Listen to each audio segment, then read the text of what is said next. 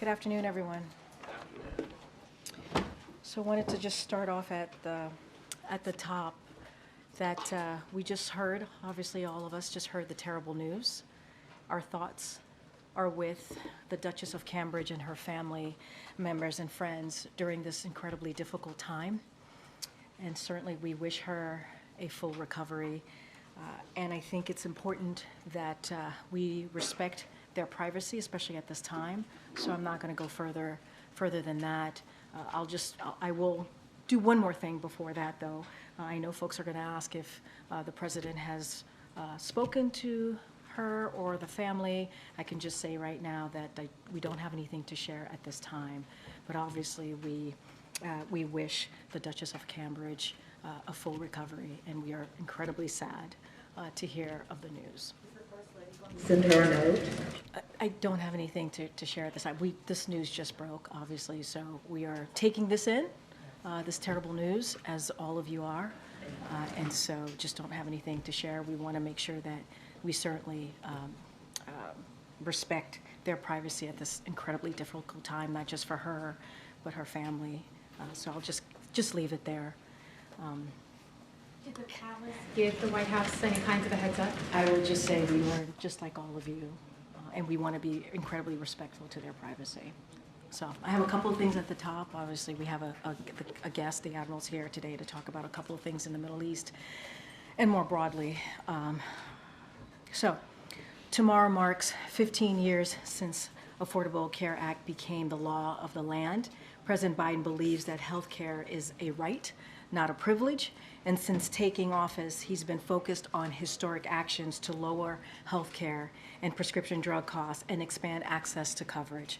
So ahead of this historic milestone, I want to go over some key statistics, which I think is incredibly important.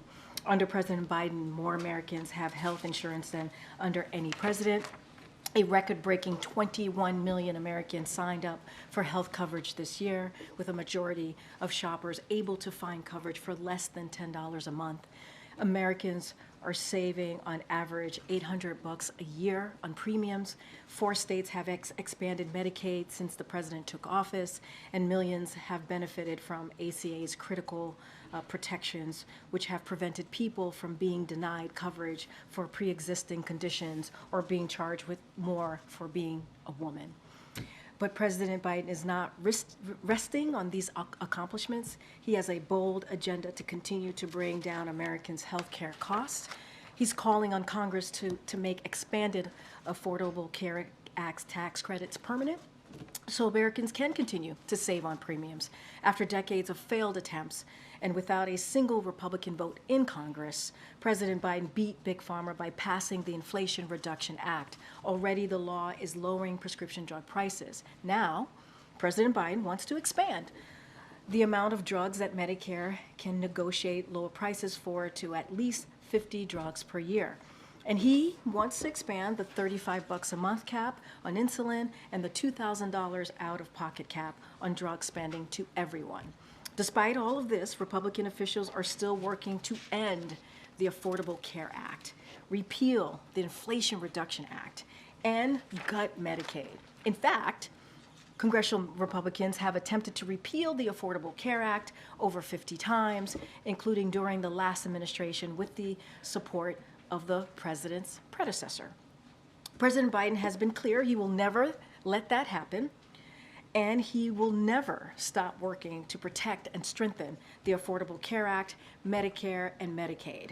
Speaking of health care, this week, Republican Study Committee, which represent 100% of House Republican leadership and 80% of their conference, released its budget. Now, you've heard the president say this. His father has an expression that goes, "Don't tell me what you value, show me your budget, and I will tell you what you value." So let's look at what House Republicans actually value. First, their budget endorses a national abortion ban with no exceptions for rape or incest. It puts IVF treatment on the chopping block through House Republicans' support for the Life at Conception Act. The president believes we must restore the right to choose and protect other freedoms, not take them away. The Republican Study Committee budget would make devastating cuts to Medicare, Social Security, and the Affordable Care Act. Increase, it's dropping down. Can you guys hear me? I was on a roll. All right, but I want to make sure you hear me. All right, so the Republican Study Committee budget would make devastating cuts to Medicare, Social Security, and the Affordable Care Act, increase housing and prescription drug costs for families, give more huge tax cuts to the wealthy and the biggest corporations. Put simply, their budget lays out a dark future for America. This is about our visions for the future, whose side we are on. President Biden is on the side of the American people. He believes in giving the middle class a fair shot, protecting Social Security and Medicare, and securing Americans' rights and freedoms. He will never stop fighting for that future. Is there still an issue? I hear some rumbling. We're all good? Okay, great. And then next, before I turn it over, I wanted to turn to the latest from Capitol Hill. The House of Representatives just voted to pass the funding bill to keep the government open, invest in the American people, and strengthen our economy and national security. The Senate should pass it as quickly as possible.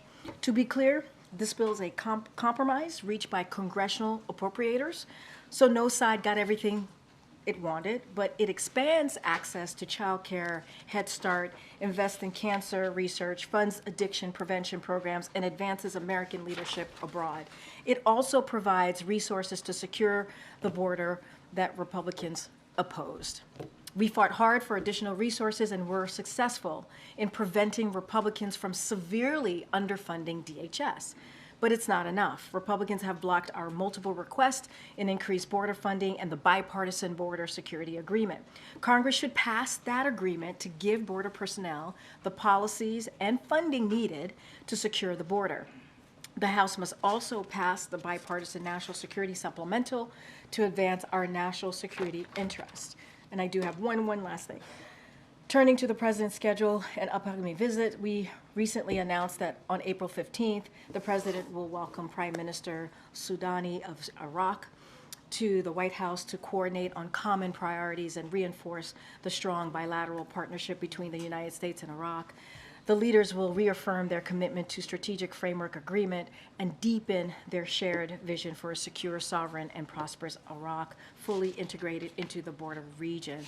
President Biden and Prime Minister Soudani will consult on a range of issues during the visit, including our shared commitment to the lasting defeat of ISIS, an evolution of the military mission nearly 10 years after forming the successful global coalition to defeat ISIS. They will also discuss ongoing Iraqi financial reforms to promote economic development and progress towards Iraqis' energy independence and modernization. And I do have something about the week ahead. On Tuesday, March 26th, the President and the Vice President will travel to Raleigh, North Carolina.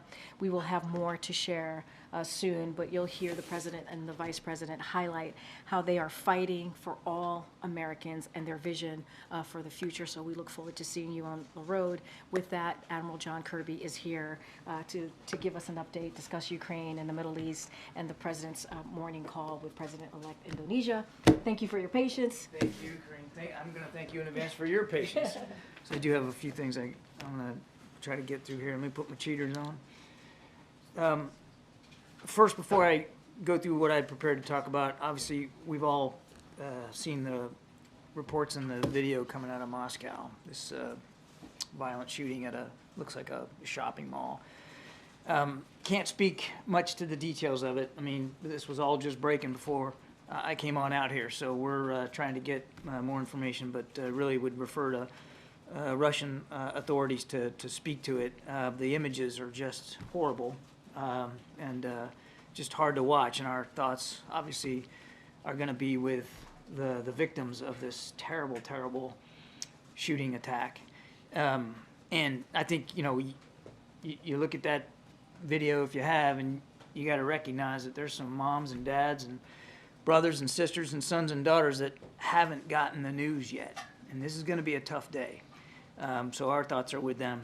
You might have also seen, hopefully you saw the State Department, our embassy there, put out a notice to all Americans in Moscow to avoid any large gathering, concerts, obviously shopping malls, anything like that, just for their own safety. They should stay put where they are and stay plugged into the State Department for any additional updates and information.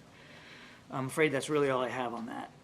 Now, in Ukraine, today Russia launched a massive wave of missiles and Iranian-made drones against Ukraine's cities and civilian infrastructure, which Ukraine reports is the largest series of airstrikes that Russia has launched against Ukraine's energy grid since the start of this war. Ukrainian officials say that at least 10 different regions of their country were struck, leaving more than 1 million homes without electricity. Our hearts go out to all the families of those civilians who were killed, and we're praying for a quick recovery for those who are wounded by these attacks. They demonstrate once again, the attacks do, how vital it is that we continue to provide Ukraine with air defense systems and capabilities, interceptor missiles, the tools that they need to protect themselves and their infrastructure. Mr. Putin's not waiting. He's not sitting on his hands. He's making lethal use of every single minute available to him while our own Congress refuses to act. He's not wavering, neither should we. The House of Representatives must pass the National Security Supplemental as soon as possible so that we can provide Ukraine with this vital equipment. And as we've seen in just the last couple of days, every single day the House delays is another day that the Ukrainians have to pay for it with their own blood. Now, also today, the United States put forward a resolution at the UN Security Council that supported ongoing diplomatic efforts aimed at securing an immediate ceasefire in Gaza as part of a hostage deal. Notably, the resolution condemned Hamas for the October 7th attacks, which we believe is long overdue, blaming Hamas, condemning Hamas, especially in light of the UN's recent report confirming that Hamas engaged in conflict-related sexual violence. This was a balanced, timely text, and it is in line with our long-standing calls for an immediate ceasefire in Gaza over a period of at least 6 weeks as part of a hostage deal. Nothing new there. The vast majority of the Council voted in favor of the resolution, some 11 other nations. Unfortunately, Russia and China vetoed it. That was hardly a surprise. They'd rather shoot down something that we authored simply because we authored it, rather than consider the strength of what it called for with overwhelming Council support. And what did it call for? An immediate ceasefire. All hostages released, more aid getting in to the people of Gaza, and Hamas condemned for the slaughter of innocent Israelis. It's difficult to look at that text and find what's objectionable about it, except the fact that the United States is the one that authored it and put it forward. Now, if I could switch to Mexico and some sanctions. On efforts to counter illicit fentanyl, part of President Biden's Unity Agenda efforts to save lives by stemming the flow of illicit trafficking of drugs, the Treasury Department today sanctioned 15 Sinaloa cartel members and 6 businesses operating in Mexico that are engaged in the trafficking of these deadly drugs. Now, these people are involved in what's known as a black market peso exchange. It's a scheme to launder illicit fentanyl proceeds for the Sinaloa cartel.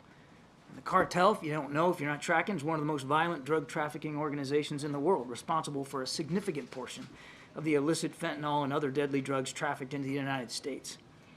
Today's sanctions were possible thanks to ongoing U.S. law enforcement collaboration and strong partnership with the government of Mexico, with which we coordinated closely and for which we are grateful. And finally, President Biden spoke earlier today with President-elect Prabowo Subianto of Indonesia to congratulate him on his election victory. President Biden pledged to expand cooperation with Indonesia under the U.S.-Indonesia Comprehensive Strategic Partnership and the Indo-Pacific Economic Framework, and to work together towards an Indo-Pacific that is free, open, prosperous, and secure. And with that, I'll take some questions. Thank you so much, Admiral. Thank you for your patience. Thanks, appreciate it. On Monday, Jay Sullivan stood here and said that a major military operation from the Israelis into Rafah would be a mistake. That was after a phone call with President Biden and Prime Minister Netanyahu. Of course, today we saw Secretary of State Blinken say that, warn again even more about a military operation into Rafah, and yet we saw Netanyahu say that they are prepared to do it alone. So are we to understand that President Biden has just lost all of his sway here? I would also note that Prime Minister Netanyahu said he recognizes there's a debate about Rafah. I would also note that the Israeli government will be sending a delegation here in coming days to talk to us from in an interagency perspective about some viable options and alternatives to a major ground operation. President and Prime Minister Netanyahu just spoke a few days ago, and they will speak again, no question about it.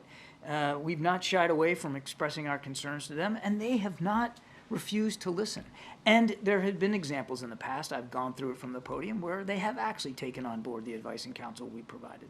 So you're convinced that you have some reason to believe that you can still convince them to change course? We are going to share with them our lessons, our perspectives. We're going to share with them some alternatives about how they can eliminate the threat of Hamas in Gaza, particularly in the Rafah area, without conducting a major ground offensive. As you heard Secretary Blinken say today, we still believe that a major ground offensive is a mistake. But while he was on the ground, Netanyahu still said again that they are prepared to do it alone. If you guys have a disagreement this big, is that grounds to consider withholding military aid? They're coming here, hopefully next week, it looks like, to have a discussion about viable options. Why don't we have that discussion, see where that takes us before we leap to conclusions? I would add a couple of things. Yes, we saw what the Prime Minister said, and he should speak to his comments to the Israeli people. That's for him to talk to. But we haven't seen him go into Rafah, have we? They haven't conducted a major ground offensive yet. So we believe there's still still time and space to have these discussions and to share with them what we've learned. What will make this, No, go ahead. No, I was just saying we don't have a lot this of meeting next week a success, John, between the United States and Israel? We're not putting benchmarks on it, Steve. We're looking forward to the opportunity to have a delegation here from Israel to share some of our thinking about viable alternatives, and we'll see where it goes from there. If Netanyahu comes to speak to Congress, would the president take the opportunity to meet with him while he's here? I couldn't answer that question since we don't have a visit by Prime Minister Netanyahu to speak to. I would just note that these two guys have known each other a long time, and they're speaking frequently. Israeli Defense Minister Gallant is scheduled to go to the Pentagon on Tuesday. Has that broader meeting with the other officials, has a date been set for it yet? We'll have more to share in coming days about what the schedule is going to look like, but we expect that the meeting will take place next week. Does the president feel that he... Let me just add, it'll be that delegation is that meeting about Rafah is a separate meeting than the defense minister's meeting with Secretary Austin, which was long scheduled. Does the president feel that he does have tools in his toolbox to perhaps exercise harder leverage against Israel if they do move forward with going into Rafah? We're going to continue to approach this with Israel as we have in the past, which is to make sure that they have the tools they need to defend themselves against a still viable threat, while at the same time using the strength of the relationship between the United States and Israel, and yes, the strength of the relationship between the Prime Minister and the President, to continue to urge them to minimize civilian casualties, to allow more humanitarian assistance to get in, and this is getting, we haven't once talked about in this press conference today about the hostage deal, to move forward on that hostage deal, which again, we think those talks are making progress. Can you talk a little bit about how much progress? I mean, Secretary of State Antony Blinken yesterday said gaps are narrowing. Do you think that it's close? We do believe that we're getting closer. I couldn't give you a date certain on the calendar, but that the discussions are still happening, and that they are happening at the pace at which they are, and with the participation that we're seeing on all sides, it's a good sign. And again, I don't want to get too sanguine here. Nothing's negotiated till it's all negotiated, but we do believe that the gaps are narrowing and we are getting closer. Can you speak to the phrasing of the UN resolution that the U.S. proposed? That it says that the Security Council would determine the imperative of an immediate and sustained ceasefire. Why not just call for a ceasefire directly? Why phrase it like it has? I don't want you to read too much into the vernacular here. What we called for in this resolution is perfectly in keeping with what we've been saying now for weeks. We want to see an immediate ceasefire so that a hostage deal can take place. You got to have a cessation of hostilities to get hostages out and to be able to get aid in. And what we're looking for, and it's in the resolution, is for a period of about 6 weeks.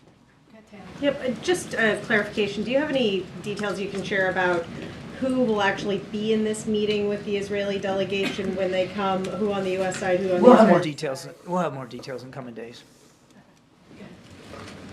Thank you. On Venezuela, do you have a reaction to the arrest that happened this week of two people close to Maria Corina Machado? Yeah. And how does this affect the calculation of the United States to reimpose sanctions in April? Is it still possible to have free elections in Venezuela? We're deeply concerned by these reports of these arrests. what I would say on sanctions relief is we're still willing to consider sanctions relief on the Maduro regime and on Venezuela if they meet the obligations that they made in the fall in Barbados. And reports of arrests like this certainly give us pause to think about how serious they are about meeting those commitments.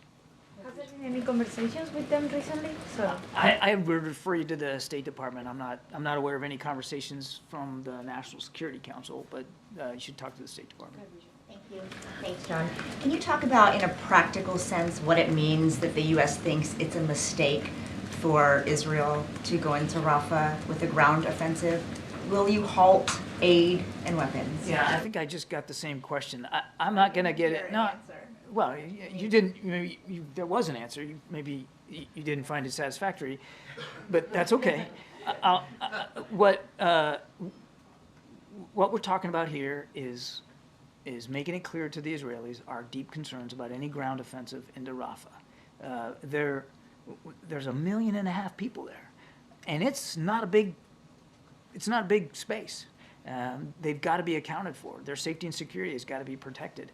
And we believe that a major ground offensive is a mistake. We believe that it will be, as I've said many times and you've heard from other officials, a disaster, certainly for those 1.5 million refugees in Rafah. And so we want to present to the Israelis some viable alternatives and options about how they could go after the legitimate threat of Hamas there in Rafah without sacrificing the safety and security of those people. Is it a mistake, or is it a violation of the national security memo that would in turn result in the halt of aid and weapons? I believe the State Department has already talked about that. The Israelis have submitted their letter in keeping with the national security memo, and Secretary of State has determined that the information they provided was credible and was reliable. And then just one more quick one, because you've said so many times from this podium, John, you've said repeatedly, the U.S. is not going to tell Israel how to conduct its military operation. So if you're willing to do it now, why not before? We're not doing it now. You're not telling them not to do something with That's not what regard this to... meeting's about. We're not we're going to lay out terms. This is a sovereign country, and they have their own military and they have their own operations to conduct. They have to make those decisions. But as a friend of Israel and an ally, as before today and next week, we want to make sure that they make those decisions fully informed with our lessons learned from urban warfare and this kind of fighting in places like Iraq and Afghanistan. Now, do they have to listen to our advice and counsel? No. But we have seen in the past where they have taken some of it on board. We hope they take this on board. Thank you. Thanks, Karine. Hey, John, there's a report that the U.S. is urging Ukraine to stop attacks on Russia's energy infrastructure out of fear that it's going to drive up oil prices. Can you confirm those conversations are happening? I'm not going to speak to the specifics in that press reporting. The only thing I would tell you is what I've said before. We do not encourage or enable the Ukrainian military to conduct strikes inside Russia. But are you concerned about this at all, that these attacks are happening against their energy infrastructure? We do not encourage or enable Ukraine to strike inside Russia. John, do you have any updates on the U.S. involvement when it comes to Haiti? And also, what are the conversations, if any, about changing or fixing the immigration status when it comes to Haitians who cannot file for asylum in the country as it's been overtaken by gangs, which is considered a coordinated militia, and they come here? On your second question, I'd refer you, April, to the State Department to speak to the particular policies on asylum seekers. But can you repeat your first question, because I'm not sure I totally understood it. Do you have an update on U.S. involvement when it comes to Haiti? Update on U.S. involvement. So I would say, look, our lines of effort are really kind of three things right now. One is working with the Haitians on a Haitian-led political transition process, and that presidential council, that transitional council is up and running, and hopefully we'll see some movement here in coming days about their selection of individuals for governance in Haiti that can be credible and can meet the aspirations of the Haitian people. Number two, we're working with Kenya on a Kenyan-led multinational security support mission, which would not include U.S. troops on the ground as part of that mission. But we are working with Kenyans on what that could look like, what support they might need externally from the United States. And then thirdly, and this is clearly we're doing what we can to help those Americans who want to leave Haiti get out safely. And there were some additional helicopter movements today, as a matter of fact. Thank you. So question, did the U.S. have prior knowledge of this attack in Moscow, given that the U.S. Embassy had issued warning beforehand? I'm not aware of any advanced knowledge that we had of this terrible attack. On March 8th, the embassy warns of imminent attack in Moscow by extremists. Yeah, I think that, I'll let the State Department speak to that, but I don't think that was related to this specific attack. Just a couple more.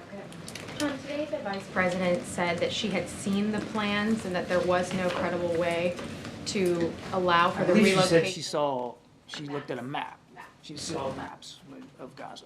And said that there was no credible way to relocate those who are sheltering there. Was it ever feasible? As I've said from the podium myself, 1.5 million people in a very confined space, that is a tall order for any military to find a place for that many people to go where they can be safe and secure, where they can have access to medical care, food, water. That's a tall order for any military. And I think the Vice President is speaking plainly and candidly about the scope and the scale of that kind of a challenge. For weeks, though, the U.S. was saying the only way they would support a ground invasion in Rafah was if there was a credible plan to relocate those civilians. That's so correct. The position now is that's not possible. Was it ever possible? We have not seen such a credible plan. And one of the things that we want to talk about with the Israeli delegation next week is exactly that. I mean, we're getting focused on the ground offensive, but the other thing we want to talk to them about is the humanitarian situation there in Rafah. Should we expect the president to be a part of this meeting next week, or you would not expect that with the Israeli delegation? We'll have more details about participation in coming days. All right, Danny, and then Brian, you have the next question. Thanks, Karine. Thanks, Admiral. On the attack on Moscow, I know you're still gathering information, but do you have any sense whether this could be linked at all to the conflict in Ukraine? There is no indication at this time that Ukraine or Ukrainians were involved in the shooting. But again, this just broke. We're taking a look at it, but I would disabuse you at this early hour of any connection to Ukraine. A quick follow-up and then a question. Well, first question. Sorry, John. Is there? Can you explain the difference between the veto that was offered by China and Russia to a peace in the Middle East ceasefire and the one that we offered in February? What's the difference? Ours was based on substance.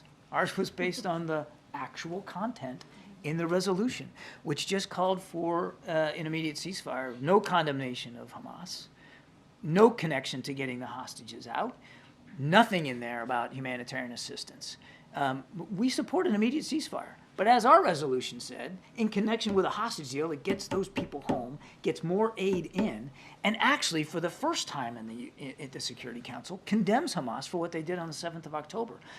Our objections and our vetoes were based on substance and content. The objections and the vetoes today by Russia and China were simply based on politics. Because we authored it, it had to be bad.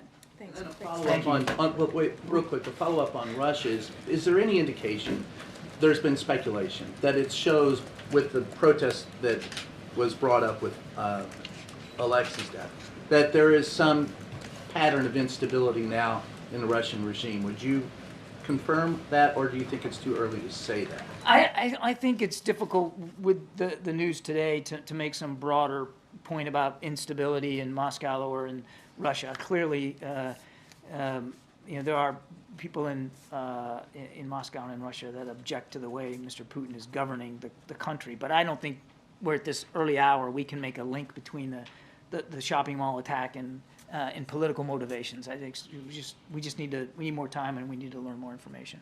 Thank you so Have a great much, weekend, everybody. Have a great weekend. Thanks, Admiral. All right, Chris, what you got? So the spending votes today, it's been difficult occasionally with the White House to reach durable spending agreements with House Republicans.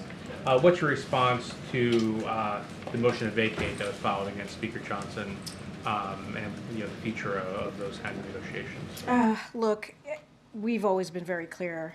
We are not going to get in the middle of what's going on in the House leadership. That's not going to be our focus. The president has been very clear. He's going to continue to focus on the American people. You saw him in Arizona, where he made a really important CHIPS announcement on semiconductors, going to create 30,000 jobs in Arizona, good-paying union jobs. The $8.5 billion commitment that's going to actually, with Intel, that's going to actually spur more investment into this country on manufacturing investment, doing more semiconductors right here in the U.S. And so that's what the president wants to focus on, creating jobs, actually investing in America. You saw him go through 3 states in 2 days to talk about how he sees this vision for this country. He has been also very clear. Look, there are a couple of things that are on the floor of the House, right? Or one of them is should be on the floor of the House, which is the National Security Supplemental. We know it would get overwhelming support. We need to see them move forward on it. You just heard from my colleague from NSC how important that for Ukraine to have the funding that they need, or have the assistance, security assistance that they need to continue to defend themselves. So we want to see that go through. And there's the bipartisan agreement that came out of the Senate. Republicans and Democrats coming together to try and deal with what's going at the border. We're just not going to speak to what's going on with the leadership. I guess get your popcorn, sit tight, watch what's happening. What's the risk if the Senate does not immediately move on the spending legislation and potential for partial whatever shutdown? I mean, look, there is still time to prevent a partial shutdown. The House passed the funding bill, as you all know, and the Senate still has time to pass it today, and there's no reason for it to not move forward. This is not about this president, it's not about the White House, it's about the American people. We've always said that. This is about programs that American families need, and so we should be able to avoid a partial shutdown. It is possible to do so, and so we want to see the Senate move quickly on this. Thanks. Has the president seen that dramatic video of migrants surging past National Guardsmen in Texas and in El Paso? I mean, look, I have not spoken to the president about that video. What I can say is this. I really, truly believe that's a question for, the Republican governor of Texas, right? This is something that he should address, that he should actually speak to. The president has worked with Congress in the Senate, as I just spoke to, about getting an immigration bill done, making sure that we deal with the border challenges that we're now seeing, and you have a governor of Texas who has continued to politicize this. I do want to say we are grateful for the Border Patrol's quick work to get the situation under control and apprehend the migrants, so that's important. But congressional Republicans need to move on this. What they're doing instead, and this is the bipartisan agreement, obviously, is listening to the former president, President Trump, tell them not to get involved in moving forward with this bipartisan agreement because of his own personal politics, because it will help this president. You all reported that. It's not coming from us. You all reported that. And it is unfortunate that Congress, Republicans, are not getting on board with what majority of Americans care about. And you have a governor in Texas, Governor Abbott, who is continuing to make this sadly a dangerous situation, a chaotic situation. Let's not forget who they pass by to pass by the razor wires. They pass by the Texas National Guards that the Republican governor put at the border. Are you saying that Americans should just expect that there will continue to be a standoff between the National Guardsmen and the border agents? What is the resolution? There shouldn't. The resolution is pushing forward with the bipartisan agreement that came out of the Senate with Republicans and Democrats. That's the solution. But with all due respect, it doesn't seem like it's going anywhere. It's not. There's no all due respect. You are asking me a question. I am telling you the solution. The solution is for Congress to move forward and Republicans to get out of the way or get involved. Get involved. Republicans in the Senate got involved with the Democrats, got involved with us as well for a couple of months to come up with this bipartisan agreement. An agreement that was supported by the Border Patrol Union, an agreement that was supported by the U.S. Chamber of Commerce, that was that if it is put into effect, it does become law, if they give the president the opportunity to sign this bill, it would be the toughest and the fairest legislation or law that we have seen in some time to deal with the border. I mean, honestly, this is a question for the governor of Texas. Seriously, that question is for, he's the one who, the razor wire, that's him. The National Guards, that's him. The Border Patrol agents still did their job, even though it was, they got it, it got in the way. Like the governor's plans got in the way. It sounds like right now the White House and the president, the administration is not considering anything else to stop future events like that. Right now, the blame is the Texas governor and Congress. You have a governor who has politicized this issue. Fact. That is just fact. He's politicized this issue. You have a former president who has said to Congress, Republicans in Congress, do not move forward with a bipartisan agreement that was agreed upon by senators because it helps us. It helps Joe Biden. When we're not thinking about helping Joe Biden, we're thinking about helping the American people. Majority of the American people want us to do something on this issue. And Republicans are allowing the former president to get in the way. So we've done the work. We have. We have done the work. And we need more. Yes, we were able to secure more funding for DHS with this budget deal, but we need more resources. We do. And so there is an agreement. There is an agreement that took 2 months to get to. I don't know. It's up to them. They have to answer that question.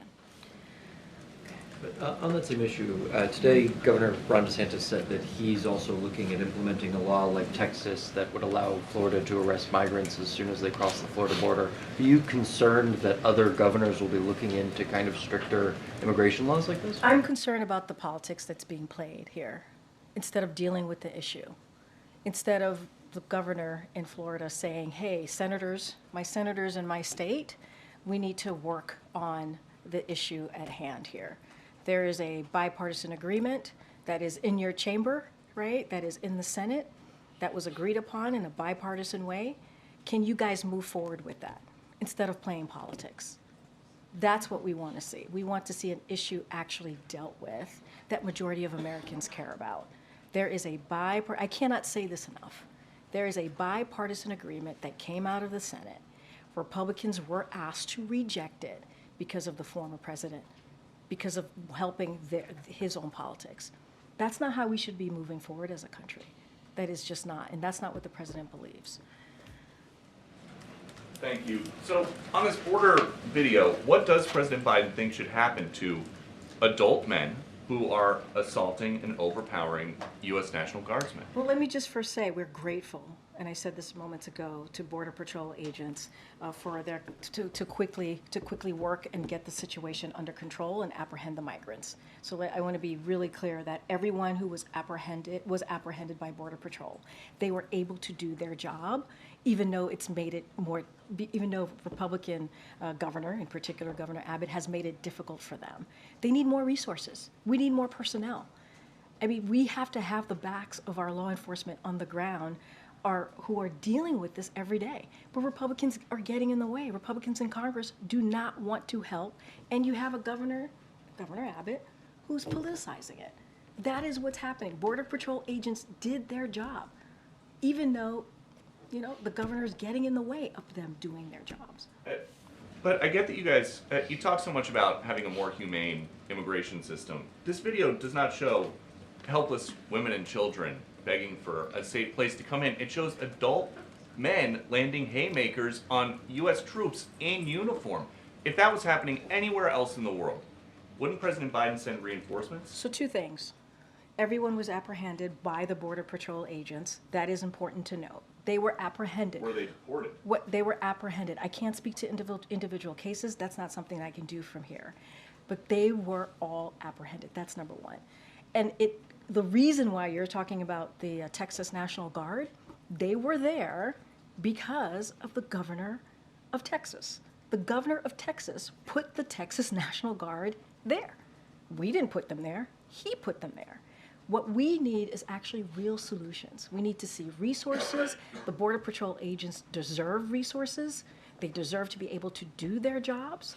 And we're not getting that from Republicans. They're rejecting a bipartisan agreement that came out of the Senate. And last one, there is a Venezuelan migrant with 500,000 followers on TikTok who is telling border crossers they can live in empty houses in this country. Would President Biden support a law that would make that kind of squatting illegal? I have not seen that TikTok video, so I can't comment on that. Go ahead, Akilah.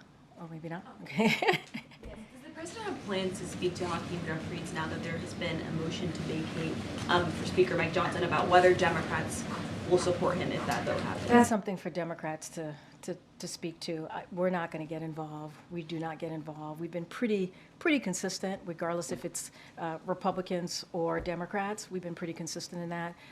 We trust Hakeem Jeffries' leadership. He's the leader of the Democrats. That is for them to decide on. I'm not going to comment on that. But if Democrats were to force him to bring a vote to the national security supplemental bill, would Biden then support their support of this? Look, Democrats are going to make their decision. Democrats' leadership, Hakeem Jeffries is going to make their own decision on how to move forward. We're going to be consistent here on how important it is to move the national security supplemental. We've been very clear. It passed 70-29 out of the Senate overwhelmingly. We believe it would pass overwhelmingly in the House if it was put to the floor. And there's no time to wait here. There's no time to wait. We see what's going on in Ukraine, and a lot of that is because of congressional inaction. We can't continue to allow that to happen. Ukraine needs the funding, the security, obviously, to continue to defend themselves, and that's what we're going to continue to speak to. Just a quick housekeeping matter. Will the president head to Wilmington regardless of whether the shutdown is going to be averted or not? So you hear us say this all the time. This is still the case with this scenario that we're seeing, obviously, in Congress right now, is that the president is the president wherever he is, and he can do his business wherever he is. I just don't have a change in his schedule at this time. The Dow Jones Industrial Average has been closing in on 40,000 this week. It's down a little bit today, but does the president see that as an economic achievement, or does he view that, in his view, is the stock market not necessarily representative of the economy? So while we've said many times here, you've heard that from our economists, you've heard that from me, the stock market is not the economy. We understand that. It is clear that President Biden's economic plan is working to grow the middle class. Spur investments in manufacturing. You just heard me talk about what we saw in Arizona, what the president was able to announce in Arizona, semiconductors that came out of the CHIPS and Science Act, incredibly important bipartisan legislation, infrastructure, and outperform other countries. That's what we're trying to do here. So record start market highs under President Biden are good for retirement accounts, obviously household wealth, which is why we would never root for a stock market crash or for Americans to lose their jobs. That's not what this president is about. Could you, if there could potentially be a lapse in funding if they can't get this passed in the Senate by tonight, can you speak to what the planning has been like for White House operations here? Like, who would be deemed essential?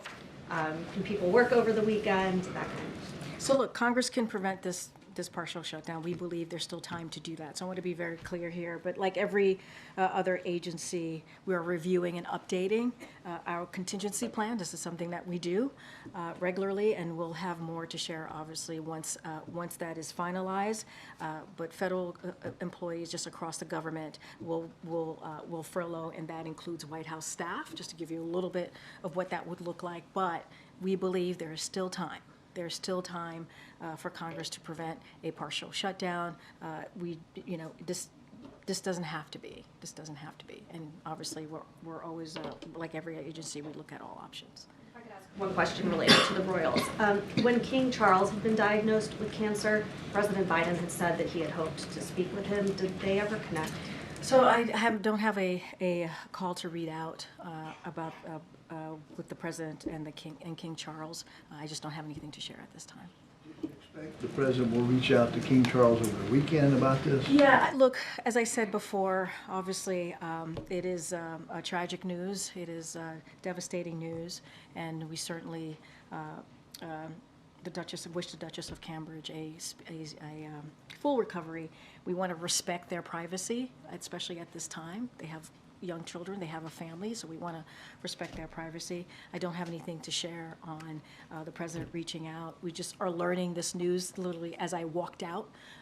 This news came to be, and so it is incredibly devastating to hear, and we wish her again a full recovery.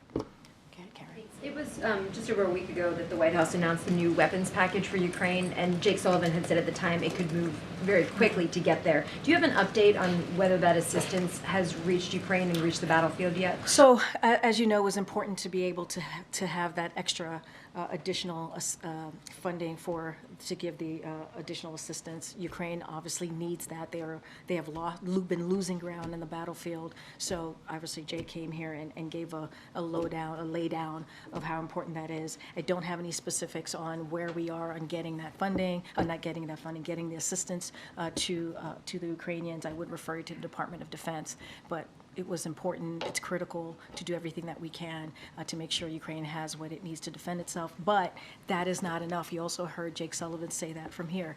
That is not enough. We have to move forward and get the national security supplemental. It has to get out of the House. We know it got out of the Senate. It's important to do that. I know, gotta wrap. Go ahead, John. Thanks, Karine. The House Republican majority will narrow even further next month. Mike Gallagher announced that he's stepping down from Congress on April the 19th. Does that present an opportunity for the White House to try to pass that national security supplemental, given the fact that the numbers, the dynamics may be changing? Look, I mean, we don't even need the dynamics to change, right, in the House to get this done. We really don't. If the Speaker were to put it on the floor, would have put it on the floor weeks ago, today, it would pass overwhelmingly. We know that to be true because we've heard from Republicans, you know where Democrats stand. We know that. And so we don't need the dynamics of the House to change. We just need the Speaker to do his job and put forth on the floor something that we know, the National Security Supplemental, a bill that we know would pass overwhelmingly. That's what he needs to do. We need it. We need it for our own national security. It is important to get this done on behalf of the American people. All right, everybody, have a great weekend. We'll see you next week. Thanks, everyone. Thanks.